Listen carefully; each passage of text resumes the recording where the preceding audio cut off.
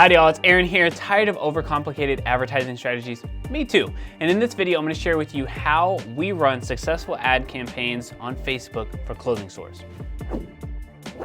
As always, make sure that you grab something to take notes with and stick around to the end where I'll be sharing with you how to determine if your ad is scalable and how to do it. All right, so number one is going broad with your targeting. This is something we've been teaching since late 2020, early 2021, and it has been, for the most part, completely disregarded. The process is nothing new, but most people are very hesitant to go this route because for years we were told that you had to know your audience so well for Facebook to do its job. And if you think about it, prior to the iOS data tracking issues, Facebook had so much data that even if you messed up, right, you and I messed up, your tracking or your targeting rather, they could still get the results or still deliver the results that you were looking for. Facebook ads are still some of the most underpriced and most effective ways to grow a business, but the way to go about doing so has completely changed for the better. I love that interest targeting and lookalike audiences are no longer working as effectively or not doing as well because honestly, it was a heck of a lot more time spent inside of Ads Manager.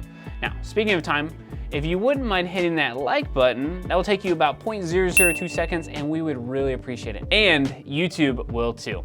Now we get to save that time and money and spend it on what actually matters in your business. Great copy, great content, and all this focusing on converting those customers, right? Great copy, great content, and converting customers. That's what we should be focused on. So when going broad, the only thing you should care about is age, gender, and location. But Aaron, how will Facebook know what to do with my ads? How are they gonna know who to target? I'll tell you. Through the images and videos you post, the primary text, the headlines that you write. I know that it sounds crazy, but it works. Later in this video, I'm going to be sharing with you why and how broad is so much more stable than trying to pick an interest or lookalike audience. But before we cover how to choose the right ad, I just wanted to say howdy. My name is Aaron. I'm one of the co-founders here at BitBranding, and we're an e-commerce growth agency that specializes in helping clothing stores grow and scale profitably online. Make sure you hit that subscribe button and turn on notifications so you don't miss out on any of the latest strategies for clothing stores. We drop new content for you every single week. All right, so number two is dynamic creative ads. These are the type of ads they're nothing new. They've been around for a long time, but they are still underutilized. I'll walk you through what these ads are and why they are so important here in a second inside of Ads Manager. But a couple of quick updated tips about DCT ads, dynamic creative ads, that you should know about. Number one, test based off of concept of the product that you're selling. Number two, don't use all of the placement options now. And if you have several DCTs or dynamic creative ads running, put them into one campaign. So one campaign, several DCTs. And then, like I said, most importantly, just kind of reiterating this, don't put all of the options inside of the DCT. You can put 10, don't put all 10 of them in there. All right, so now that we are inside of Ads Manager, I just want to show you what a dynamic creative ad looks like. So let's go here and go to the ad set level. Inside of here, we can see that it is focused on broad. The most important thing to look at a dynamic creative ad is turning this button on, dynamic creative. Make sure that's toggled on. It allows you to create what we're going to show you right here, which is the actual ad level. So what we have here, dynamic creative ad, it will show you several different ads. We have 6 of 10. It's actually a little bit more than I would suggest. Maybe one less would be 5. But this gives us so many different types of ads that we can use and run ads off of to continue to grow the business. So this is what it looks like. We have 2 primary text, 2 headlines, and then 1 call to action going to one specific page or one specific URL. All right, so that's good there. As you can see, so it's actually doing well. We got a 3 return on website, return on ad spend here. Let's go through this way. It's been $1,200 in the last 30 days, so not too much for this particular ad set. Cost per purchase, total number of purchases, actually total unique cost per purchase. Cost per unique purchase, 143. Looks like some people are buying them multiple times. Anyway, so cost per purchase, $15. Pretty cool. And then what we would want to do even more is go to the dynamic creative and the image breakdown, but we'll talk about that here in a second. All right, before we jump into some advanced ad types and what you can do from this, I wanted to tell you about our free masterclass training for clothing stores. The 5 pillars that you must have in place for your online store to scale consistently and profitably no matter what is happening in the world. All right, so if you want access to that free 20-minute training, make sure you check out the link in the description down below. All right, so number 3 is collection and carousel ads. All right, now these types of ads aren't necessarily advanced in the sense that they are complex, but the way we look at them is the next level of setup. So it's not really like the initial thing that you should use right out the gate. This is a big change from the last video that we created about a year ago. Now that video is still very relevant, so if you watch that one first or if you watch that one afterwards, it is still very relevant. But what I do want to say is that that formality or the way that we look at that specific ad type has changed. For example, after you find winning ads inside of your DCT or dynamic creative testing campaign, you have a few options of what to do. One of them is to take your post ID and run it into your prospecting campaign, but another is to create a collection or start a carousel. Now, before I show you what these look like, I wanted to make sure we really covered who Broad is for and why it is stable. Broad is for everyone who wants to stay at spending $100 or less per day, but if you want to scale more, this is for you. You could probably get by with some interest targeting, but if you ever want to scale your business to high 6 figures or even 7 figures, you will need to spend more on ads, which means that you need to expand the strategy that you have going broad. So let's assume you want to make it to the next level in your business, because who doesn't? If you use interest targeting, you'll be at the mercy of the audience chosen by Facebook or users who interact with the brands you choose. Hopefully you choose correctly, right? Hopefully you choose that right one, like this right specific ad, right specific audience. Hopefully a big business doesn't drop $1 million a day on an interest you're also targeting and kills the auction, meaning you pay so much more money for your ads. But what about lookalike audiences? Those are great audiences because it's built off of already existing audience, right? So it's right. But which is true, right? That's all true, but it is predictive. So if you don't have enough data or you run out of the audience, right? So if it's so small of an audience, right? You can reach new people who look like it, but what if your audience is expanded outside of the 1% or the 2% or the 10% or whatever it is, then you're dead in the water because you can't continue to find new predictive people if you don't have enough people in there, it doesn't have enough data. So broad may not give you an 8x return right out the gate, it could.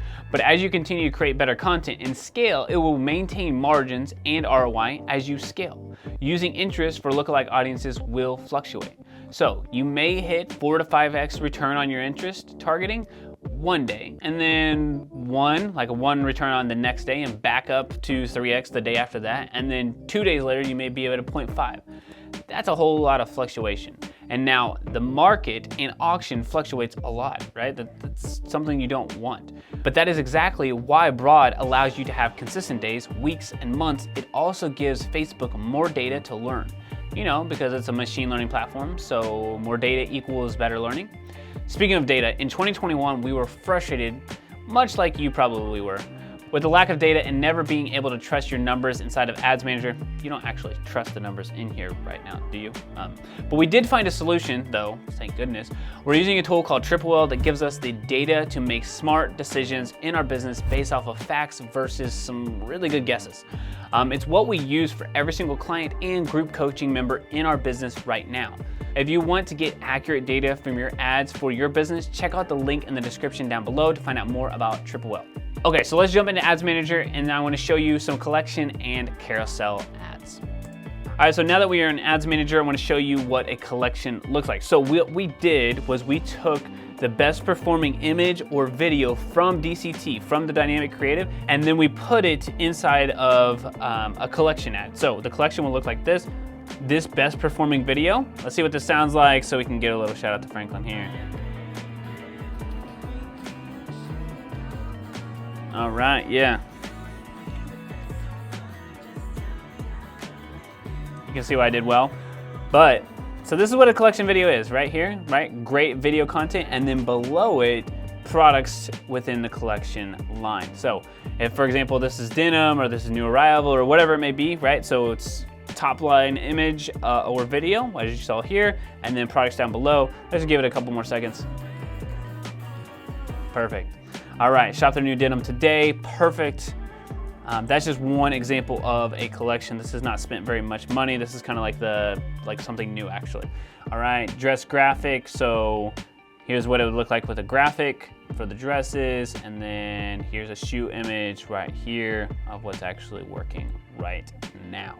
So that's a collection. Let's also jump over to what a carousel could look like. All right, so there is a collection and a carousel within this brand, but let's go ahead and look at what the carousel looks like. This is, again, we found the best performing images, and then we just set it up as a catalog, right? So here's the catalog, dynamic formats and creative. I already had that checked. This is what the catalog looked like. There you go, primary text. So we took all of our winning elements, put it inside of here for a catalog ad, and now this carousel looks really good. And also total purchases doing well too. So 21 purchases, mobile app purchases, purchase conversion value. I don't think this has been running that long. Let's see, so it's been running for like 7 days at this point. So super low spend right now. It is making a decent amount of money on the carousel, not so much on the collection for this particular one. Just something to note here for the carousel, make sure that you do run the ads through the DCT or the dynamic creative to find which ones or which types of content would actually work well with the carousel before just jumping into it. But that is what a carousel would look like right here. Make sure, like I said, don't just jump into these ads. A lot of people, what they're doing is they'll just go create a collection video, they'll just go create a carousel before doing the other steps. All right, so number 4 is scaling winners for success. So once you find a winning ad, you need to continue adding more budget and giving it a greater chance of producing a higher return for your business, right? So spend $1 to make 5, spend $2 to make 6, spend $3 to make 12, whatever that math may look like for you. The goal is to spend more money, right? The goal is to spend as least money as possible for the highest return, but to spend more money for the opportunity for a higher return. Let's jump into Ads Manager and I'll show you what to do next once you find those winning elements. All right, so we are back inside of Ads Manager and let's go back here. All right, so I just went in here to the broad new arrivals and I'm like, cool, this is all doing well. There's been some changes in the last 7 days, great cost per purchase, spending a decent amount of money. How do I make more money out of this? Well, a couple of ways. You can set up automated rules, which will probably be another video. You can do it for yourself. And the parameters that you want to work off of are, what is your cost per acquisition, right? So maybe it's, for example, this client, this is $27, but as long as we're within, say 40, I'm just making up a number, we will scale. And we will scale at 10% every single day that the return is there. Now, that will add up very quickly. That's the point. You want to continue to give Facebook more money if it's doing well. So you can scale at 10%. All right, so what we're looking for is either to set up as an automated rule within inside of Facebook, which I'll show you how to do real quick. Go right there, scroll down, create new rule, set this up. You can create a custom rule, reduce auction overlap, reduce audience fragmentation. Don't worry about that. Create a new rule.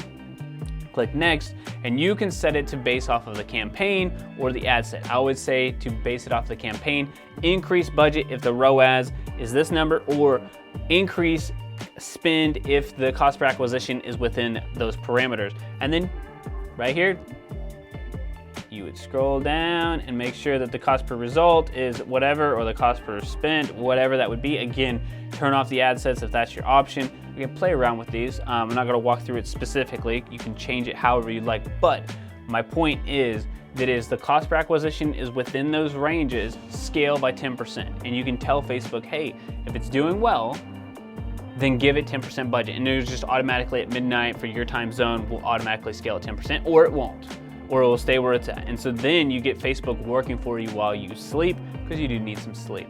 So that's what you do. Like for example, we would have scaled, and we continue to scale this one right here. It's not been very long, right? The cost per purchase for some of these are like crazy high. This particular one, right? Broad new arrivals, we're getting $8.51 per purchase. I actually just noticed this one. So definitely gonna to focus on this right here, because 71 purchases for $8.50, pretty good, I think. So what we would do is say, hey, cool, give more budget to Facebook. Facebook will distribute that budget. As you can see here, $603 were spent here, $744 there, $822 there. It will continue to give more budget towards the one that's a winner in Facebook's eyes, and as long as you continue to scale, you'll start to see those results. So 10% every single day that you are within that cost per acquisition. That's what we work off of. You can do it manually, or you can do an automated rule. My suggestion is that if you're very early starting out, and it is, tread lightly here. I know it's a lot. you can do it manually, but the goal is that, hey, after 3, 4, 5 weeks, start to do it manual or start to do it automatically so that Facebook will take care of it for you and you can continue to do what really matters, which is create great content and write really good copy. All right, y'all, if you like this video, then you need to check out the top 10 Facebook ads that I have ever seen so that you can start to create better ad content, which means it lowers the cost of your ads, which means that you can scale your business faster. So if that is what you are looking to do, right, trying to grow your business faster, you have to check out this video right here next. And that is all we have for you this week. I hope you guys have a great rest of your day, and we'll talk to you soon.